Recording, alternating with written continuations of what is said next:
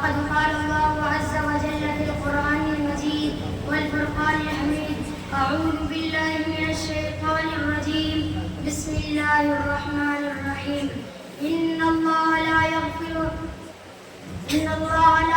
أن يشرك به ويغفر ما دون ذلك لمن يشاء ومن يشرك بالله فقد ضل ضلالا بعيدا قال النبي صلى الله عليه وسلم من أحدث في أمرنا هذا ما ليس منه فهو رد وأيضا قال النبي صلى الله عليه وسلم من تمسك بسنتي عند فساد أمتي فله أجر 100 شهيد صدق الله ورسوله النبي الكريم خلاف پیغمبر کا سیرا گزید کہ ہر کس بمنزل نماز رہتی رسید. محترم بزرگ اور دوستو، آج کی اس محفل میں میرا موضوع سخن وہ بدعات و خرافات ہے جن میں دور حاضر کے مسلمان مبتلا ہے.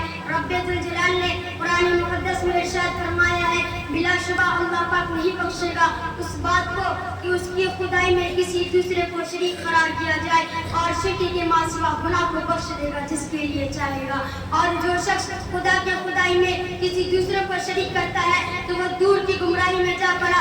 اور محمد مصطفیٰ صلی اللہ علیہ وسلم نے اپنے پیاری زبان سے ارشاد فرمایا کہ جس نے ہمارے اس دین و مذہب میں دین سے ہٹ کر کوئی اور بات پیدا کی تو وہ مردود اور ناقابل قبول ہے. نیز سرکار کائنات صلی اللہ علیہ وسلم نے اپنے امت کو پیغام سنایا کہ امت میں فساد کے وقت جس نے میری سنت کو مضبوطی سے تھام لیا تو اس کے لیے بشارت ہے، خوشخبری ہے کہ 100 شہیدوں کا اجر حاصل کرے گا.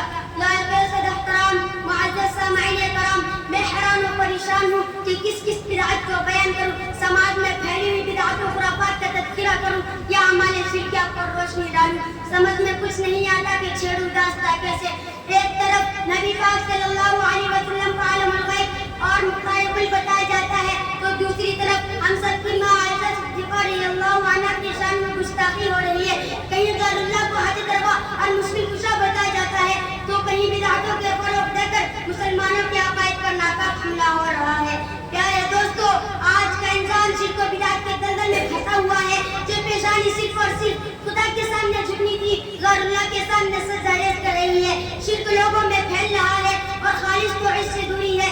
دعویٰ ایمان کا ہے اور شرک میں گرفتار ہے. مشکل کے وقت پیروں اور پیغمبروں کو، اماموں اور شہیدوں کو، فرشتوں اور پریوں کو پکارا جاتا ہے، ان سے مرادیں مانگی جاتی ہے. اولاد کا سوال ہوتا ہے، ان کے لیے نذرانہ پیش کیا جاتا ہے. بلا اور مصیبت کو ٹالنے کے لیے اپنے بیٹے کو ان کی طرف منسوب کیا جاتا ہے. کوئی عبد النبی نام رکھتا ہے، کوئی علی بخش نام رکھتا ہے، کوئی حسین بخش نام رکھتا ہے، کوئی پیر بخش نام رکھتا ہے، کوئی مدار بخش نام رکھتا ہے، کوئی سالاس بخش نام رکھتا ہے. کہا جاتا ہے ان کا پکارنا اللہ کا پکارنا ہے، ان کے پکارنے سے خدا کا قرب حاصل ہوتا ہے. کہا جاتا ہے ان سے مدد مانگنا اللہ سے مدد مانگنا ہے. کہا جاتا ہے وہ اللہ کے پیارے ہے، اللہ کے دربار میں ہمارے سفارشی اور وکیل ہے. افسوس اور افسوس اس حماقت پر، جبکہ قرآن پاک میں ٹنکی کی چوٹ سے باری تعالیٰ نے ارشاد فرمایا واللہ الغنی وانتم الفقراء، کہ اللہ بے نیاز ہے اور تم سب کے سب محتاج ہو.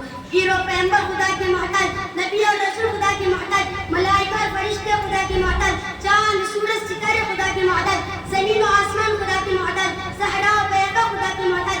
غرض یہ ہے کہ ہر چیز خدا کی محتاج ہے. کسی نے کیا حقوق کہا ہے؟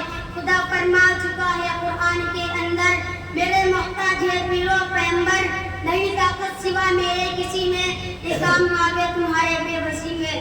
اگر قرآن کو سچ جانتے ہو تو پھر منتیں کیوں مانتے ہو؟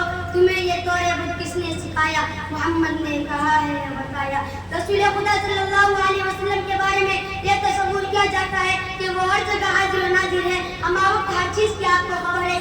عجیب بات ہے، کیا عقیدہ ہے جو قرآن حدیث کے بالکل مخالف ہے. یاد رکھو، ہر جگہ حاضر و ناظر رہنا، ہمہ وقت ہر چیز کی خبر رکھنا، دور ہو یا قریب، اندھیرے میں ہو یا اجالے میں، آسمان میں ہو یا زمینوں میں، پہاڑوں کی چوٹی پر یا سمندروں کے تہ میں. دوستو، یہ سب اللہ کی شان ہے. مارنا اور جلانا، روزی نکلنے اور رزق پیدا کرنا، تندرست اور بیمار کرنا، مرادیں پوری کرنا، بلائیں ٹالنا، یہ سب اللہ کی شان ہے. رکوع سجدہ کرنا، ہاتھ باندھ کر کھڑے ہونا، اس کے نام پر مارچ کرنا، اس کے نام پر روزہ رکھنا، اس کے گھر کا طواف کرنا، اس پر گلاف ڈالنا، اس کی چوکھٹ کے سامنے کھڑے ہو کر دعا مانگنا، یہ سب اللہ کی شان ہے. بزرگان دین کے مزاروں پر ہر سال متعین تاریخ میں عرس ہوتا ہے, جشن منایا جاتا ہے, قوالیاں ہوتی ہے, گاجا باجا ہوتا ہے, بس نہ پوچھیے طرح طرح کے خرافات ہوتی ہے, ڈھونگ رچایا جاتا ہے, تینوں مذہب اور شریعت کے ساتھ کھلواڑ ہوتا ہے.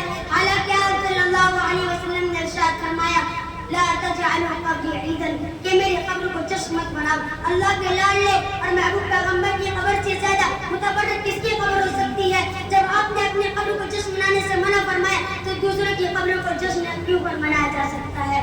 اللہ اور اس کے رسول صلی اللہ علیہ وسلم نے تو قبروں کو عید اور جشن منانے سے منع فرمایا, مگر ہمارا حال یہ ہے کہ شریعت کی مخالفت کرتے ہیں, مزاروں پر اس طرح جمع ہو جاتے ہیں جیسے کہ عید کے لیے جمع ہوتے ہیں, مرد و عورت سبھی ہوتی ہے, بے حیائی کا سما ہوتا ہے, شرم و حیا ان پر روتی ہے, اولیاء اور شہیدوں کی قبروں کے ساتھ عجیب معاملہ ہوتا ہے, قبروں کو سجدہ بنایا جاتا ہے, ان کا طواف کیا جاتا ہے, ان کے ارد گرد گھوما جاتا ہے, ان پر چراغ جلایا جاتا ہے, موم بتیاں جلائی جاتی ہے, ان پر چڑھاوا چڑھایا جاتا ہے, ان کے نام پر مرغی اور بکرے ذبح کیے جاتے ہیں, سید احمد کبیر کی گائے اور شیخ عبد القادر جیلانی کا بکرا نام رکھا جاتا ہے, مبارک عظیم پیشانی کو ان پر ٹیک دیا جاتا ہے, گناہوں کا بازار گرم ہوتا ہے. حالانکہ ہم سب کے آقا مولا صلی اللہ علیہ وسلم نے ارشاد فرمایا, مشکات شریف کی روایت ہے, الا ولا تتخذوا القبور مساجد انی انہاکم عن ذلک, خبردار قبروں کو سجدہ گاہ مت بناؤ, تم کو اس سے روکتا ہو. قبر مزاروں کو پختہ بنایا جاتا ہے, ان پر گنبد وغیرہ کی تعمیر کی جاتی ہے, جبکہ رسول پاک علیہ الصلوۃ والسلام نے قبروں کو پختہ بنانے اور ان پر تعمیر کرنے سے منع فرمایا. مسلمانوں, میں تم سے پوچھنا چاہتا ہوں, کیا صحابہ کرام نے آپ کو عالم الغیب جانا؟ کیا صحابہ کرام نے آپ کو ہر جگہ حاضر ناظر سمجھا؟ کیا صحابہ کرام نے آپ کو مختار کل مانا؟ کیا صحابہ کرام نے غیر اللہ کو حاجت روا اور مشکل کشا تصور کیا؟ کیا صحابہ کرام نے غیر اللہ سے مرادیں مانگی؟ کیا صحابہ کرام نے غیر اللہ کو بلا مصیبت ڈالنے والا تصور کیا؟ کیا صحابہ کرام نے قبروں کو سجایا؟ وما علینا الا البلاغ.